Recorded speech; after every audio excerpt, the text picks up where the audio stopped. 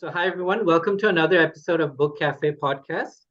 In today's episode, we will be discussing this particular book right here, entitled Allah, God in the Quran by Gabriel Said Reynolds. I had the opportunity to read this book 2 years back during COVID times, and this was one of, uh, I would say it's probably one of my best reads. And I'm actually really thrilled to have the author himself with us for today's episode. I'm sure that this particular discussion is going to be both enlightening and edifying. So, without further ado, let me first introduce the author himself, Professor Dr. Gabriel Said Reynolds. Hi, Gabriel. Welcome to Book Cafe podcast. Hello, Omar. Yeah, happy to be with you. Thanks for inviting me. Thank you so much for making the time to speak to us. I've been a fan of your work for many years now, and this really is a privilege to be able to talk to you directly. So, Gabriel, we'll get to talking about your book in a minute, but before that, we here at Book Cafe Podcast love to know a little bit more about our authors. So, do please tell us a little bit about yourself for the benefit of our viewers and listeners who may be discovering you for the very first time. Your educational background, your cultural background, what you do for a living, anything at all that you'd like to share with us. Great. Yeah, thank you so much, Omar. Well, it's not really an exciting story, so I'll try to make it short. I'm from originally the state of Connecticut in the northeastern part of the United States. I do have some Lebanese background, so that middle name, Saeed, was my grandfather's name. In my family, we were pretty assimilated to American culture. I didn't speak any Arabic at all growing up, and my grandfather spoke Lebanese dialect. I'm pretty sure, although I don't know absolutely for sure, but I'm pretty sure that he could neither read nor write in Arabic. He just knew the dialect and could speak. We had just vestiges of that Arabic culture that made it to my generation. So food, mostly Lebanese food, a couple of bad words that my mother would say when she was angry with us. But that was an important part of my intellectual journey because I became interested in the Middle East, just knowing there was this unique part in my background. When I went to Columbia University as an undergraduate in New York City, I started studying Arabic in the classroom, so studying standard Arabic. And then in the summers, I began traveling first to Jordan, and then later to Syria, and then after Syria to Lebanon. I remember the shock at seeing the difference between, or hearing the difference between standard Arabic and the dialects of Jordan, Syria, and Lebanon, and realizing I really had to learn two languages. I went on to a graduate school at Yale, studying with a German professor named Gerhard Bövring. My work there was actually on a Mu'tazili, which we could speak about or just skip.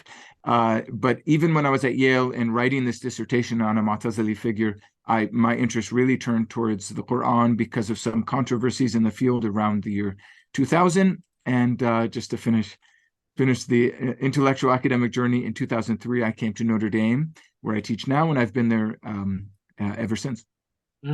Wow. Well, it seems like you've had quite the journey, Gabriel. And whenever I think of Lebanon, I do think about the wonderful food that's available. I also think of Khalil Gibran, the incredible poet out of Lebanon. And I also think of the French language. By any chance, would you happen to be a Francophone speaker? So I can speak some French, yes. From my time in Lebanon, also I spent a year in France and some time in Belgium. In a couple of occasions, both in Beirut and in Belgium, I've had to teach a class in French, which I'm sure for the students was just a form of suffering that they had to deal with my French. But yeah, I can sort of manage. Okay, well, I wouldn't have get. I think that you do speak really well because I do follow you on Twitter and I do see some of your tweets in the French language as well. But working at a university with a French name, I'm sure it must be a little disorienting at times to keep saying Notre Dame instead of Notre Dame. So yeah, but we are, after all, an English language podcast, so we're just gonna let that slide. Coming back to the book itself, Gabriel, as I mentioned during the beginning of our video, that I had the pleasure of reading it about 2 years back during COVID times. And I just went through a reread before in preparation for this interview itself. So I think that because it's entitled Allah, it's only fair that we dig deep a little bit into the etymology of the name itself. So would you be able to tell us a little bit more about the origins of the word Allah? Right. Yeah. Great question. Which actually is challenging to answer in a simple way. Who would think that, one word would lead to so much, just in terms of its etymology or linguistic qualities, would lead to so much dispute and difference in scholarly writings through the years. Maybe the first point to make is that Arabic Allah is cognate with similar words for God in other Semitic languages, keeping in mind that Arabic is a Semitic language like Hebrew and Aramaic and Syriac being just a version of Aramaic with its own script. And so just to use the example of Aramaic and Syriac, there the word for God is Allah, so very similar. Hebrew, usually the plural form Elohim, but same root is used. So there's this historical etymological connection between those words for God and Allah. That doesn't fully explain things because others would like to focus on the particular context of Arabia. And they would note that in pre-Islamic pagan inscriptions, there is a pagan god who's referred to as La, sometimes El-La, if that El being the definite article in Arabic. And then in a later stage of the inscriptions, where we have monotheistic inscriptions, most of which are by Christians in Arabic, God is referred to as El-Ilah. And it's possible that this form, El-Ilah, which literally means the God, El-Ilah, is used by these Christians writing in Arabic as a sort of equivalent to the Greek name for God, Ho-Theos, which again is the God. But we also have one or two inscriptions from just before Islam. The most famous is inscription known as the Abd Shams inscription, which has been discussed online, but as far as I know, has not been studied or in an academic journal, which referred to God as Allah. In fact, the form in the Abd Shams inscription is Allahumma, like, O God, in this sort of vocative form. And so there's good reason to think that the use of Allah for God is an indigenous Arabian development and not simply a borrowing from Syriac Allah. One final point is to note that in the inscriptions, El-Ilah, or eventually Allah, is typical of the northern Arabian inscriptions, whereas in the south, for example, around Najran, in the southern part of Saudi Arabia, and in what is now Yemen, the typical name used by monotheists, Jews or Christians, for God is Rahmanan, and the an at the end is the definite article in the South Arabian languages. So basically it's Ar-Rahman. God is referred to as Ar-Rahman, which is interesting, and I'll stop here. I've probably gone on too long, Omar.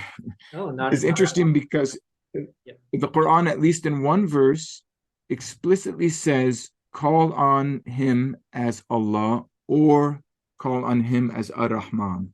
And that verse seems to be a way of sort of reconciling two different ways that Arabian monotheists were referring to God, and affirming that both Allah, the northern name, and Ar-Rahman, the southern name, are legitimate ways to call on God. So, Gabriel, is there any one particular origin theory that you lean towards? Like, do you feel that maybe Al-Ilah is actually what led to Allah, or do you feel that maybe it is from Allah, from the Syriac or Aramaic bent, or from the cognate El from the Hebrew? I lean towards the indigenous explanation that it comes from the Arabian context, and that El-Ilah can easily become Allah. And we see that move, at least suggested by the Abd Shams inscription, already before Islam. There's also a pre-Islamic inscription in the ancient South Arabian script, but which seems to be very close to Arabic, the actual language of the inscription, that refers to God apparently as Allah and as Ar-Rahman. This is an inscription studied by Al-Jallad, referred to as the pre-Islamic Basmala.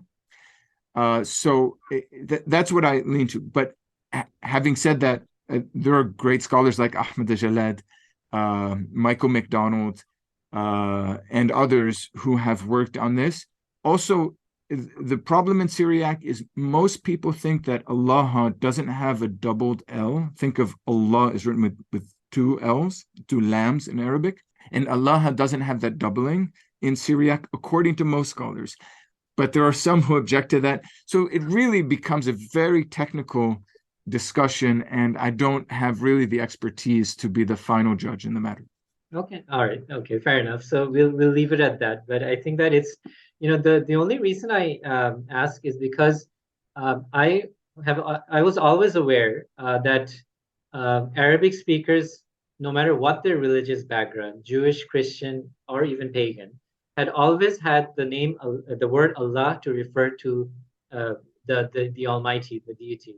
And obviously, in the book, you also refer to the controversy in Malaysia, where they sort of had this, strange occurrence where they say that Allah can only be referred to the Muslim version of God, and that non-Muslims won't be able to use it, etc. Which I think is quite, silly, if I may put it bluntly, because of the fact that it's probably the non-Arabic speaking Muslims who seem to be the odd one out here, that rather than using the indigenous word for God in their own language, they are importing the Arabic word for God, which is Allah. Wouldn't you agree with that? Yeah. Well, it's a very interesting question. It becomes a theological question. I noticed that in the American Muslim scene, there is a tendency to refer to God generally as Allah, in speaking in English. So it's Allah does this, Allah does that. Trust in Allah. It's not trust in God. And I think there's a sort of zeal there for some believers to distinguish the God of Islam. So I don't think it's, in fact, the message of the Qur'an. I think the Qur'an affirms that Jews and Christians worship the same God as Muslims. In fact, there's a verse in Surah Ankabut which seems to say that, Surah 29, which seems to say that explicitly. It's your God and our God is one. So it's pretty explicit. So I mean, it's not my role as a non-Muslim, to interfere. Maybe I've already said too much and I've already interfered, in which case I apologize. But I mean, it seems to me that just reading the Quran and its message without making points theologically about it, that it seems to affirm that Muslims, Christians, and Jews worship the same God, in which case you should feel free to use your own language's word for God. I think there's been a somewhat of a trend also in Persian language literature and movies and music to refer to God now as Allah instead of Khoda. I think that that change is taking place as well. Anyway, I shouldn't make too many observations on this, which I don't know sort of the societal and cultural questions very well. Yeah, for sure. Well, fair enough. In fact, I'll make just one last observation and then we'll move on to the next question, which is in Southern Asia, I mean, India, Pakistan, Sri Lanka, Bangladesh, the Persian influence is actually greater than the Arabic influence, because Islam actually came to this part of the world through the Persians. And so we always had, we always gravitated towards a Persian vocabulary. Like, for example, we would say sehri instead of suhur, we would say namaz instead of salat, and we would also say Khoda instead of Allah. Now, this was like 20, 25 years back. And now recently what I'm seeing is that people are sort of trying to move away from trying to say Khuda Hafiz and then replace it with Allah Hafiz, etc., etc. But like you said, that's probably more of a theological debate. But it's interloping into the language itself, which I feel that is if we have that discussion, we can probably have that discussion another time, and we can go on forever. Yes. But, very interesting. Yeah. But so, Gabriel, coming back to the book itself, let me take you back to the 7th century Arabia. As per Islamic tradition, the view that we get about the political milieu is that in the year 610, the Prophet Muhammad received a revelation from the Almighty, and the city that he lived in, Mecca, was a pagan city. Now, you mentioned in the book that the Meccans were supposedly pagan, right? I would like to deep dive into that and ask you, why do you feel that they were supposedly pagan? Is there something that we haven't been told by the tradition, or maybe we've discovered something new that's contrary, that's giving us a contrarian truth to who exactly the Meccans were around that time? Mhm. Yes, so there's a lot to be said here. I think there are different sorts of signs which point to a significant presence of not only Jews, but especially Christians in the Arabian Peninsula. So I'll just mention a couple of these without going into great detail. One is the nature of the material in the Qur'an itself, which maybe later we could speak about more. But the Qur'an engages not only with biblical material, but also with Christian stories, such as the stories of the sleepers in the cave, Ashab al-Kahf, and Dhul Qarnayn and others. So there's, and not only that, there seem to be Christian turns of phrase in the Quran. Things like the mustard seed or the camel in the eye of the needle are turns of phrase from the New Testament. So again, we could speak more about that, but that seems to suggest or point to a Christian culture where Christian language and stories are in the air. And then if we go outside of the text and look at the inscriptions, what we find is really amazing, almost stunning to people who aren't familiar with the evidence of inscriptions, which is by the 6th century, so the 500s, there are no more pagan inscriptions in the Arabian Peninsula. I mean, as far as people can date things, I'm trusting basically Al-Jallad, who I see as the greatest authority for this.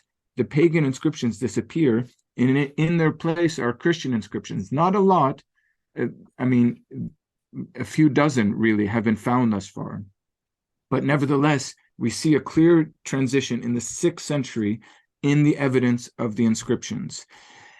And then finally, I would say that the Quran seems to engage not only with ideas or language, but with lived Christian communities. I mean, maybe, I don't know if this is the best example, but think of Surah Al-Ma'idah, verse 83, which says of the Christians, when they hear what has been brought down to the messenger,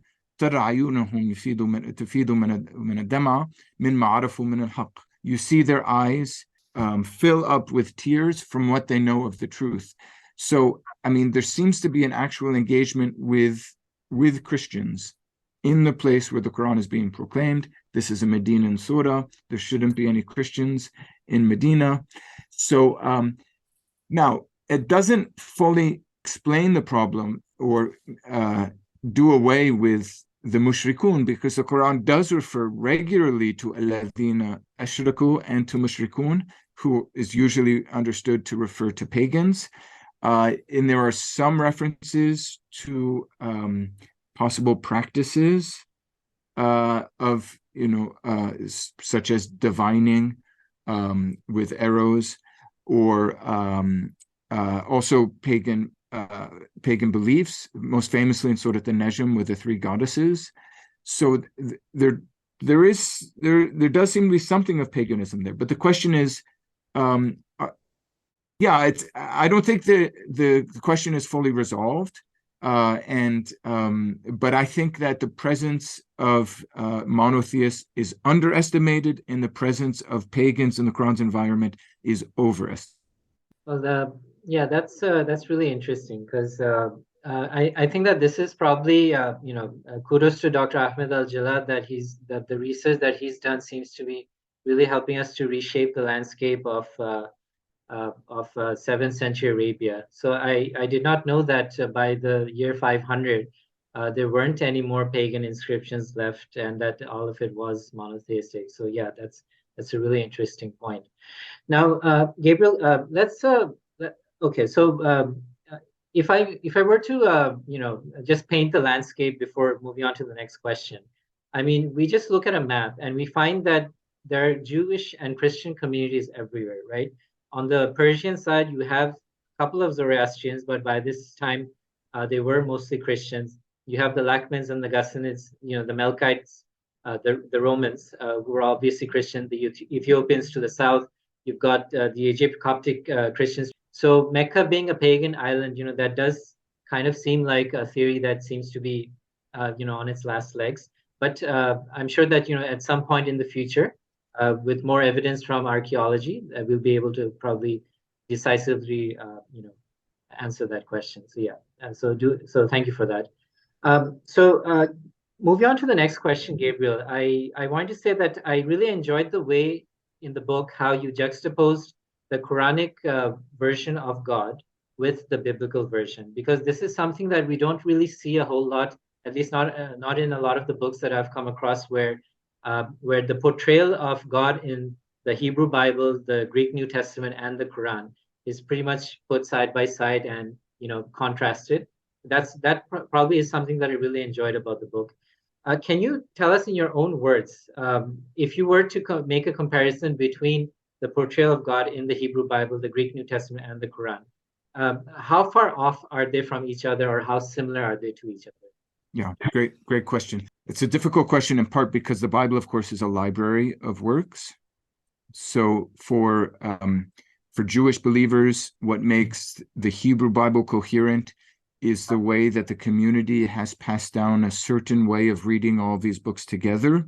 For Christian believers, it's very similar. It's the way the church has brought all of these books together, and in the light of the tradition, as Christians see it, passed on from the apostles, learn to read these books together. But from a literary historical perspective, we have many dozens of different books. The Hebrew Bible or Old Testament, as you know, written in Hebrew, the New Testament, as you know, written in Greek. So it's difficult to say, is there just one particular biblical vision of God? Part of the beauty of the Bible, I think, is that you have different perspectives. And so you can learn more by reading different books. Whereas the Quran, I mean, some people might dispute this, but most people would say it's a singly authored book, all written in Arabic at roughly the same amount of or period of time. In Allah, God in the Quran, my principal argument is to bring the two portrayals of God together. And so there are different moments in the book where I'll say, like, oh, here the Quran says that God can take out vengeance, or God can lead astray. And then I'll say, but before you get too critical of the Quranic vision of God, look at this passage in the Bible where God is doing something similar. So, and likewise with mercy. I think that there are a couple of important contrasts. The author of the Quran clearly did not like the idea of certain portrayals of God. For example, God as Father. That's just noticeable. It's very prominent in both the Old Testament and the New Testament. It's a way both Jews and Christians refer to God. And the Quranic author, of course, for Muslims, is God. Did not like this idea of God as Father. And a related point, did not like the idea of humans as being created in the image of God, although I think the bit in Surah Al-Baqarah where humans are referred to as a Khalifa is actually close to that idea. So I would say the Quran puts a certain accent on the transcendence of God, even compared to the Old Testament, and definitely compared to the New Testament, which of course has the idea of the incarnation. So the transcendence of God is distinct. Still, part of the argument of the book is that as I read the Quran, the image of God still has a lot of personality in the Quran. So this is not, as I put it in the book, this is not the God of the philosophers who's not engaging or responding to human action, but this is a personal God who engages with human action, responds to it, grows angry, is pleased, etc. So, those would be a couple of the points of contrast, but the real emphasis on the book are points of agreement. Mm-hmm. Okay, so more emphasis on the books, on the points of agreement. Okay, fair enough. So Gabriel, coming to the next question, I just wanted to ask, at the time that the Quran had made its appearance, a lot of scholars are in agreement that there was no Arabic version of the Bible available, right? So from a critical historical perspective, let's exclude the divine. From a critical historical perspective, where exactly do you feel that the stories that we find in the Quran, where could they have originated from, if there wasn't an Arabic Bible at the time to kind of, as a source material for these stories?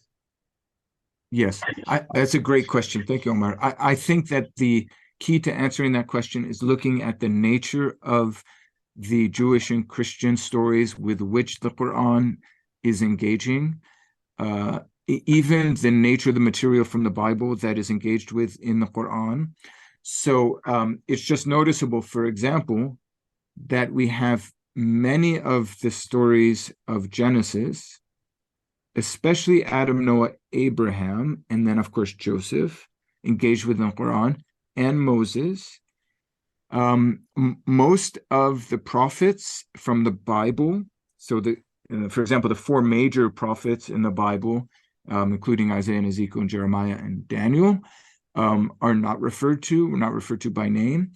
And in the so-called minor prophets of the Bible, the one prophet engaged with is the only minor prophet whose book is a story and not a list of proclamations, and that's Jonah.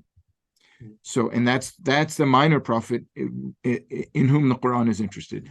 In other words, the Quran seems to be connected with stories that would be important part of Jewish or Christian culture that would have been told in a popular setting.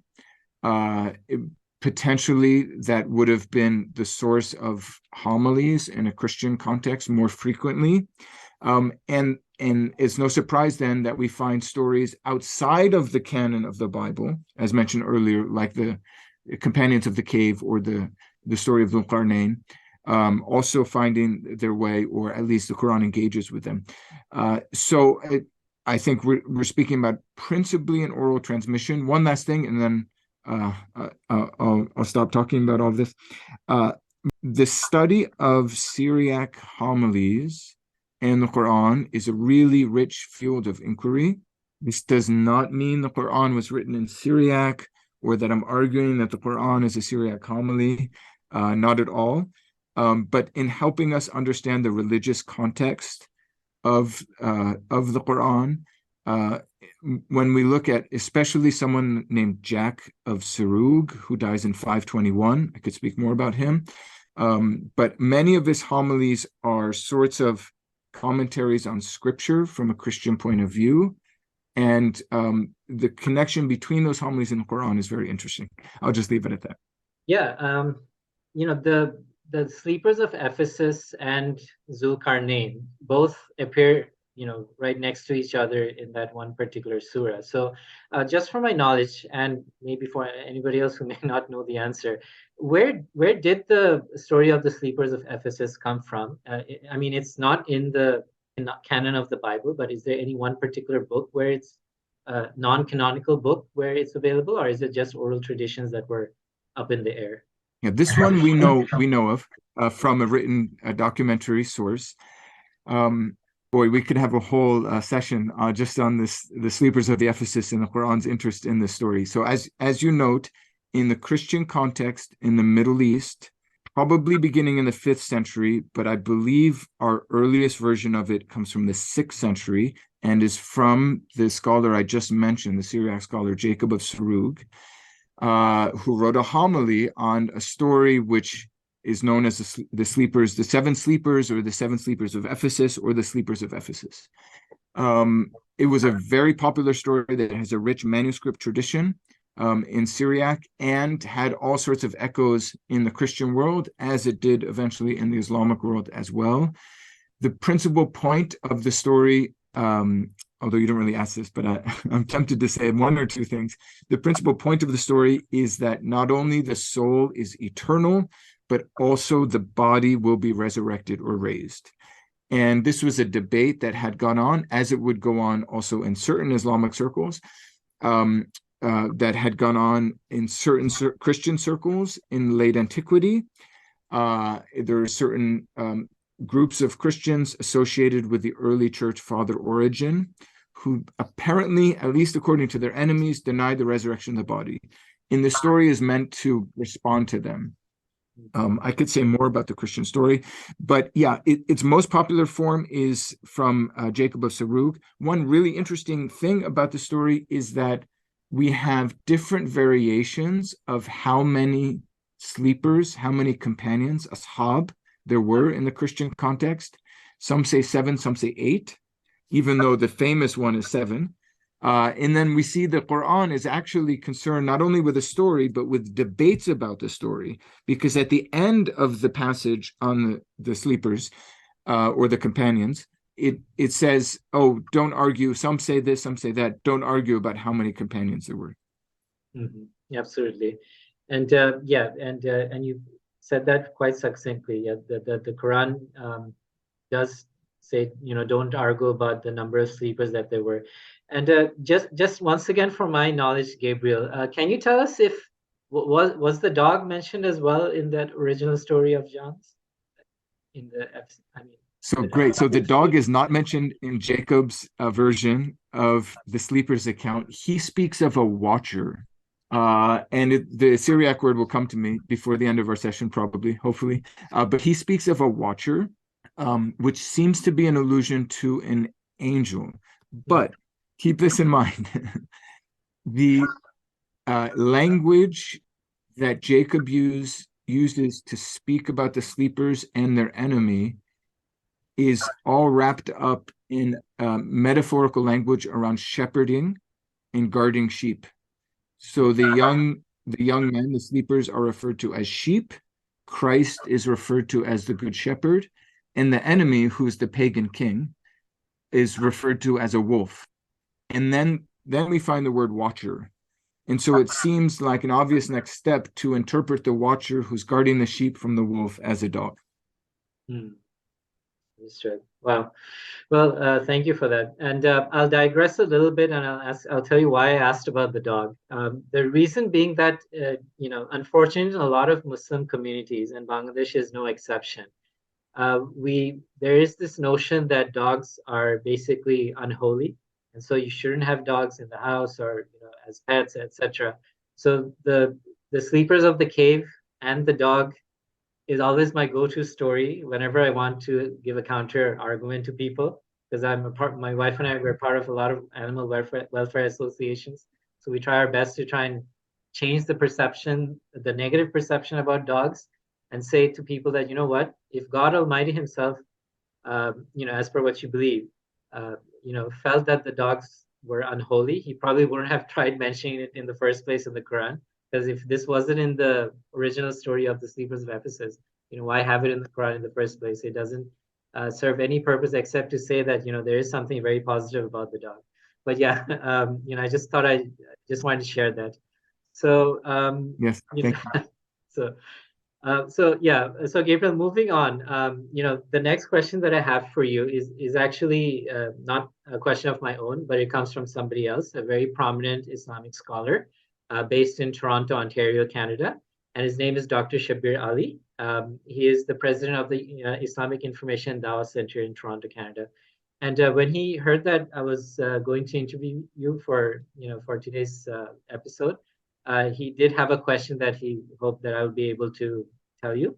And he is, by the way, a big fan of your work. So I'm just going to read out the question that he gave me. Dr. Shabir Ally asks, ask Dr. Reynolds for more clarity on what he thinks to be the Quranic view towards the Bible. Does the Quran endorse the Bible as it was in the time of the Prophet, or does the Quran regard the Bible as something that needs corrective? And he also says to make reference to your article in the book, The Quran's Reformation of Judaism and Christianity by Dr. Holger Zelantine. So in other words, I believe that what Dr. Shabir Ally is asking is whether the Quran is going with the misinterpretation of Scripture or the physical distortion of Scripture, by the Judeo-Christian communities. So yeah, it's a question which I hope that you can help to shed some light on. Thank you. I have seen Dr. Ally in different talks, and extremely intelligent. So I'm grateful for the question. I would say, in a word, I think the Quran itself, although keeping in mind Islamic theology is not only about the Quran, it's more complicated than that, but the Quran itself does not affirm the physical distortion or corruption of Scripture. I would say a couple of things about this. First, the famous word tahrif, generally rendered corruption or falsification. It appears, as far as I know, only in the verbal form in the Quran, in the phrase yuharifuna kalima an mawadi'ahi, so in a couple of different places. And I think a careful examination of that phrase, yuharifuna al-kalima an mawadi'ahi, the mawadi' is important because that means subjects or topics. So the accusation is they do tahrif of al-kalima, of the words, from their topics. Potentially mawadi' could mean places. That makes it a little more complicated, but I understand it to mean topics. And so I don't see that as an accusation of physical distortion. I think other vocabulary in the Quran that is often cited to affirm physical distortion or corruption is actually ambiguous. So when the Quran uses, for example, baddala, or speaks of hiding or twisting tongues, some of the ones that come initially to mind, or ويل للذين يكتبون الكتاب عن يديهم ثم يقولون هذا من عند الله. I might have gotten a word or two wrong there. فويل لهم مما كتبت أيديهم وويل لهم مما يكسبون, something like that verse. So woe to those who write with their the book with their hands and then say this is from God. So all of those things together, I think, bespeak or reflect an accusation that Jews and Christians, but careful examination shows it's usually Jews, are poor stewards or caretakers of revelation. Finally, I would note that the Quran, in more than one place, but maybe the easiest place to point to is in Surah Yunus, seems to affirm that the book that the Christians and Jews are reading is a source of reference. When it says, فَإِن كُنْتَ فِي شَكٍّ مِّمَّا أَنزَلْنَا عَلَيْكَ فَاسْأَلُونَ الَّذِينَ يَقْرُؤُونَ الْكِتَابَ مِن قَبْلِكَ, something like that. Again, I might have missed a word there. I apologize if I did. But it's the basic message of this verse in Surah Yunus, Surah 10, is if you are in doubt about what we revealed to you, then ask those who were reading the book before you. So the reference to the book being read already in the Jews and Christians as a source of reference seems to suggest a possibility that the book is still valid. The reference to the Christians as Ahl al-Injil in Surah Al-Ma'idah also seems to confirm that maybe the Injil is still valid. Now, this doesn't mean that I'm saying the Quran is supporting Christian and Jewish doctrine or teaching. I think the Quran has very clear polemics against Christian especially, but also Jewish teaching. But that's my reading of the Quran. Again, it's not my business to decide things, and it's an important thing to keep in mind that Islamic theology, like Jewish and Christian theology, is not only about the scripture. Islamic theology develops through natural theology for rational reflection on the truths that are around us in nature and in the human person, through the hadith, through the community, and other factors. Okay, so interesting. Yeah, I think that that says it's pretty well said, because in a lot of the verses itself, it says that go back.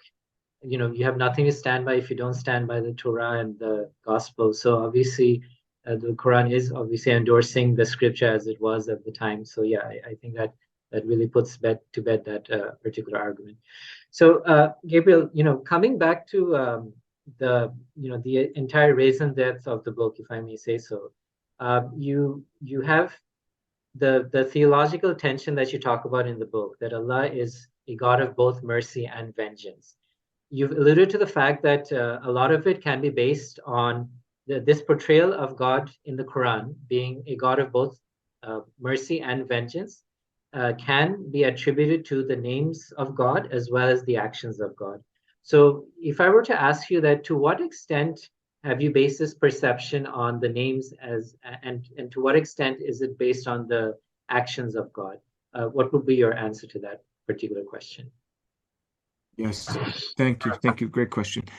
Yeah, first, just in terms of the tension in the portrayal of God, this is sort of the heart of the book that I wrote. I think it's intentional. There are different scholars, maybe most famously Dawood Rahbar, but also Fazlur Rahman. These are scholars writing in English, who have tried to undo that tension. But I think it's sort of woven into the tapestry of the Quranic message. I think that that tension is part of an intentional, thoughtful way of motivating the audience towards a disposition of fear of God, fear and love of God. So, I mean, you have many, obviously, messages about God's mercy, not only mercy, but kindness, forgiving nature to Web, the one who turns towards humans.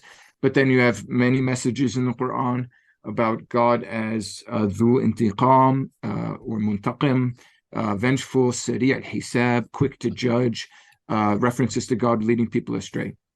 For me, at least in the book, I focus more on the descriptions of God's actions. I think it's very interesting that God has said not only to guide and lead astray, but God is capable of doing, for example, tezyin, which is something like adornment, of making evil actions seem good to the unbelievers. And even in the language used for God on the day of resurrection, towards those who have been condemned, tell us that there is this vengeful aspect with God. And then at the same time, we have descriptions of God sending prophets, planting signs in nature, in the natural world, in the rain, in the food, in the human faculties of sight, hearing, and thinking, which all can lead us back to God and therefore to salvation. So it's just very rich descriptions of God, both on the vengeful side and on the merciful side. And I think all of that is a thoughtful way of motivating the audience towards fear and love of God. So, I mean, that's basically my answer. Obviously, we have the famous Asma al-Husna pairs where they're opposites. So God opens up and God closes down. God expands and God constricts. So it can be complicated working with Asma al-Husna. Mm-hmm. Understood. Okay. I want to go back to the discussion with regards to the sleepers of Ephesus and Dhul Qarnayn. So we did talk about the sleepers of Ephesus, but we have to touch a little bit upon Dhul Qarnayn. There are a lot of theories going around with regards to who was the real Dhul Qarnayn. I remember that Abdullah Yusuf Ali, in his translation of the Quran, he had a huge commentary that he feels that it may have been Alexander the Great. The great Indian Muslim scholar Abul Kalam Azad feels that it might have been Cyrus the Great. And then there was one other prominent Islamic cleric named Dr. Yasir Qadi who feels that it may have been Darius the Great. So a lot of great people. Is there any one particular theory that you lean towards? I personally seem to go with Cyrus the Great because he was a figure that was known to the Jews of Medina, and he obviously has a very prominent place in the Hebrew Bible. But what is your opinion on who could have been the historical Dhul Qarnayn? Yes. So my opinion is certainly that it's Alexander. And I know there's some controversy in certain circles because the historical Alexander was almost certainly a polytheist and a pagan, whereas Dhul Qarnayn is presented in the Quran as a monotheist and a servant of God. So, but it's what happens in between that matters, because in late antiquity, in the Christian period, to use maybe sort of funny language, Alexander is baptized by Christians. And even though he lived before Christ, he's understood to have anticipated the coming of Christ and Christian teaching. And so he becomes, especially in Syriac writings, a holy figure. And in texts such as the Alexander legend, a Syriac text known as the Nashana. He travels to the end of the world. He travels to the north, where Gog and Magog are, and so it's very close to what we find about Dhul Qarnayn in the Quran. Yeah, so I think it's pretty clear from my point of view. I've been wrong many times before, so who knows? But there's been really good studies by Kevin Van Bladel of Yale University and Tommaso Tazzei on the relationship between the Syriac Alexander and Dhul Qarnayn in the Quran. Absolutely. Wonderful. So, yeah, perhaps there is something about Alexander's history that maybe we don't know about it. Perhaps he was a monotheist, but Gabriel, we're pretty much coming towards the end of our discussion, but I cannot let you go without first talking a little bit about Jesus, given the season that we are in. Let's talk a little bit about Jesus in the Quran and the Bible. We'll skip through the etymology because I think that we could go on forever with why he's referred to as Isa in the Quran, whereas Arab Christians refer to him as Yasu. In the Greek New Testament, it's Yeshua, etc. But let's come to the stories about Jesus himself. With regards to the crucifixion of Jesus in the Quran seems very deliberately ambiguous, if that's a nice way of putting it, about what exactly happened to Jesus during his last hours on earth. So do you feel that when it says وَمَا قَتَلُوهُ وَمَا صَلَبُوهُ, they did not kill him, nor did they crucify him? My first question as a non-Arab speaker is, should it not be the other way around, that they didn't crucify him, nor did they kill him? So why is it back to front, if I may ask? That's a great question. As you may know, some Arab grammarians speak about something as known as taqdim wa ta'khir, which means the Quran sometimes might put things out of order for rhetorical purposes. So that's one possible explanation. Another more historical explanation is that crucifixion was not only used by the Romans as a method of execution, but also as a method of public display and humiliation of accused criminals. And in fact, in early Islam, this practice continued. There's a great book by someone named Sean Anthony on crucifixion. I think it goes on to say, as death and spectacle. And it's spectacle because even in early Islam, but also in the early Roman period, figures would sometimes be killed in one way, but then their bodies would be hung up. This is gruesome talk. Their bodies would be hung up for display, both as a humiliation, but also as a further punishment, because you're depriving them of burial, which was important, and as a method of warning. So that's a historical explanation that some people say that's why it's the killing comes first and the crucifixion comes next. Okay, so in other words, so crucifixion wasn't actually a way to put people to death. It was kind of like a torture, and as a deterrent, to deter people from. Yeah, but not a torture, according to this explanation, this historical explanation. It was for spectacle. It was just a way. I mean, these are horrible things to talk about, but you know how people might behead someone and then after they've beheaded them, put their head on a stake, as a warning and a humiliation. So yeah. Mm-hmm. Yeah, understood. Yeah, well, I think that really explains it very well, because and that was always something on my mind, which I really am glad that you answered that really well. So, Gabriel, we're almost towards the end of our hour here, but because we are, after all, a podcast about books, I do have to ask you one last thing with regards to books. If you could, pick a book that you feel that every, let's say, young person should read at least once in their lifetime, is there any such book that you would recommend that everybody should have read at least once in their life? What book would you recommend? That's a tough one, Omar. That's the toughest question so far. Okay. Well, I mean, if I had to choose, but maybe it's because I've read it recently, it would be The Good Earth by the American author Pearl Buck, who grew up in China, and it's a story of a man, a poor man in China. Very, very beautiful story. Without giving the story away and spoiling it. I mean, it has some sadness in the story, but very touching. I mean, the sort of book that I think leaves you thinking afterwards, which I think is a quality of good literature. Understood. And while we're If I can mention, can I mention another book, a couple more? Yeah, sure. Please go ahead. Yeah. But very briefly, so not so much for young people, definitely for adult readership.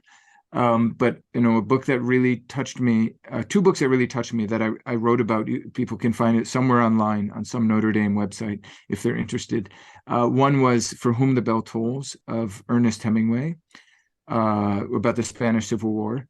And then there's an Arabic book translated into English as Baghdad Eucharist. In the Arabic version, if your viewers can find it and would like to read in Arabic, the title is Ya Maryam, and the author is Sinan Antoun, an Iraqi. So another beautiful, beautiful book, two beautiful stories about war. They're both about war.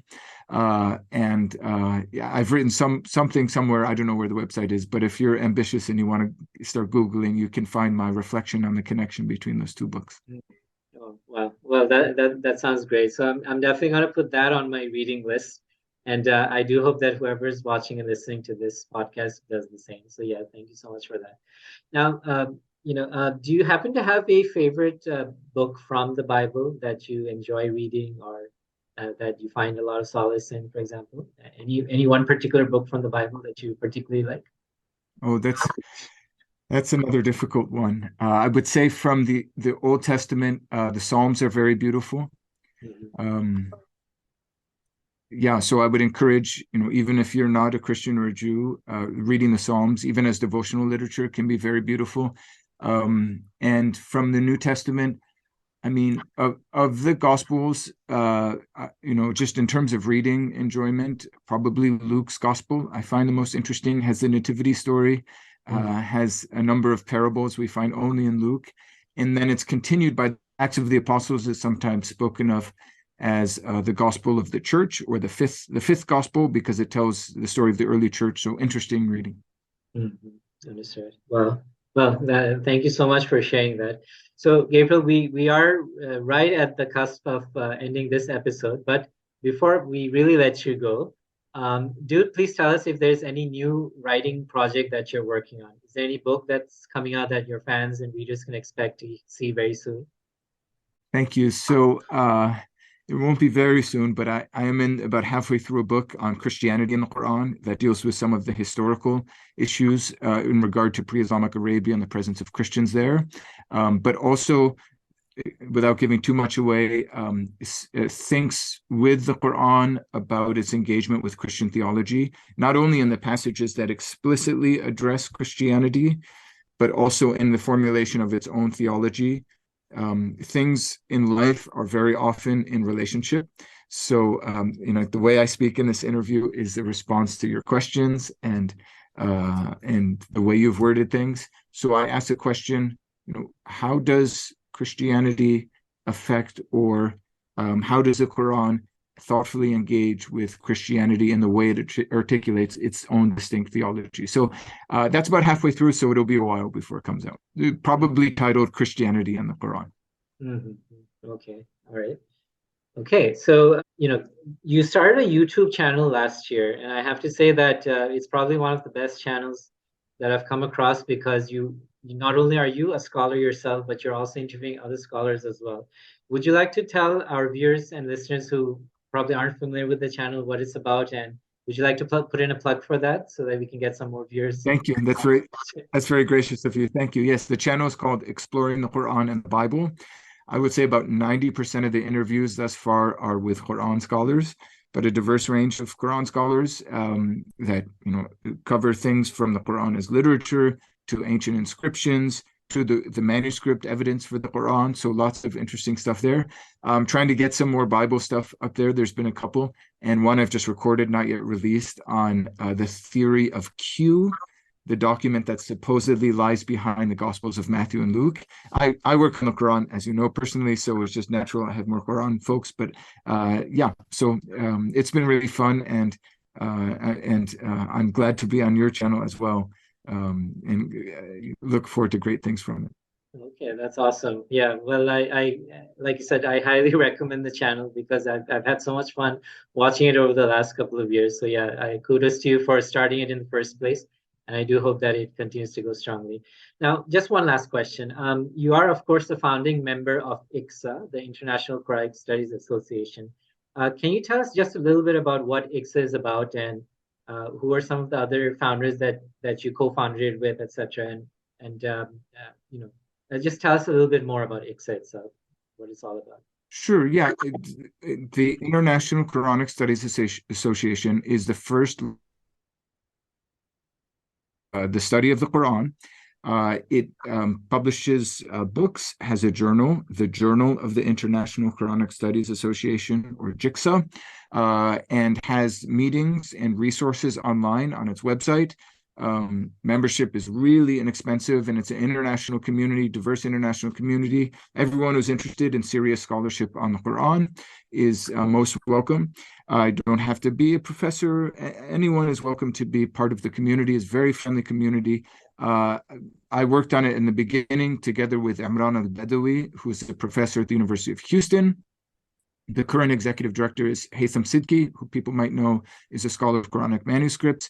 And yeah, a terrific community. Our most recent meeting was in Italy, but we've met also in Indonesia and Morocco and Tunisia and in different places in the United States. Okay, excellent. So yeah, it definitely seems like something that everybody should be checking out. So yeah, so we've probably gone over time, so I do want to be respectful of your busy schedule. So once again, thank you so much for joining us today on Book Cafe podcast. And to our viewers and listeners, the book once again is Allah, God in the Quran. I highly recommend it. Go out and buy it. I in fact have two versions of it. One is the ebook, and I loved it so much that I had my brother send this to me all the way from California. So yeah, just go ahead and read this. It's a really fantastic book written by a fantastic scholar. So Professor Dr. Gabriel Said Reynolds, thank you once again for being with us. I hope to have a chance to talk to you again soon.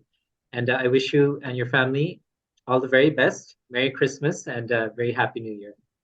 Thank you so much, Omar. The pleasure's been mine, and very best wishes to you and yours as well.